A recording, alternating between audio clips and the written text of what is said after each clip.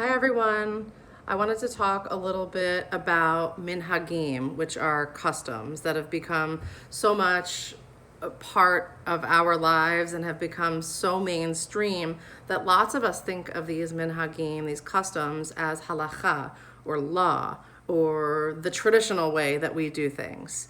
And some examples of this are wearing a kippah. If you look, there is no halacha that states that we are to cover our heads. Another example of this is breaking a glass at a wedding. Can you imagine a Jewish wedding without having the breaking of a glass? Speaking of weddings, the bedekin, where the bride has her veil raised, or she raises her veil to reveal that she is the correct woman under there, that is also a tradition. Similarly, kissing a mezuzah, that's another one. Nowhere is that written that that is a law, that is something that we are supposed to do. It is a minhag. I can't tell you how many people approach me on a Shabbat after I sing a different melody for the Misha Berach prayer, and they say, "Oh, that was so beautiful, but I really wish you would stick with the traditional melody." And I have to, of course, think in the back of my head, the traditional melody, what's the traditional melody? And of course, they're referring to the Debbie Friedman beautiful Misha Berach melody that has become so much a part of our worship experience and our prayer that it is considered to be the traditional one, when in reality it was written back in 1989 or 88 by Debbie Friedman. So just a couple of examples. And the reason why I've been thinking about this is because we find ourselves in Pesach right now. So we have experienced a Seder. Hopefully each of us experienced some type of Passover or Seder experience.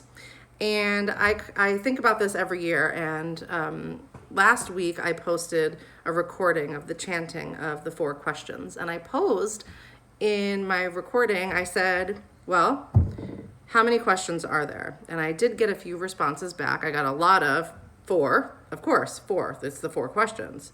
It's a misnomer. And I did get several correct responses from our children. So I know they're listening in religious school. Here we go. Tell me how many questions we have. Now, it's not your fault or anyone's fault for thinking that there are 4 questions, because we know this section as the 4 questions, and also it is incorrectly translated in many Haggadot. So I'm looking at the Hebrew right now.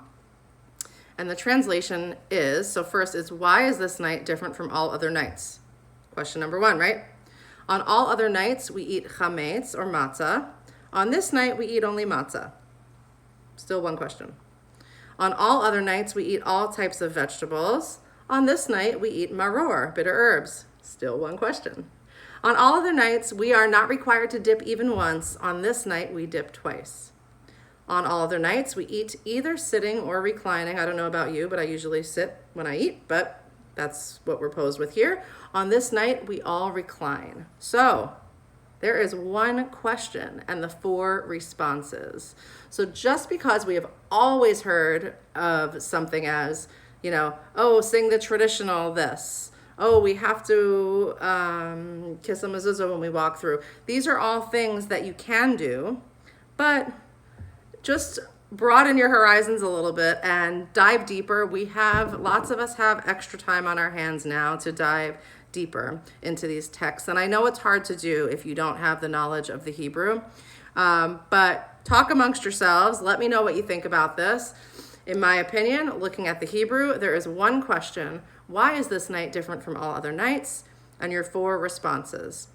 May you have a wonderful end to your Pesach, and I hope to see you soon.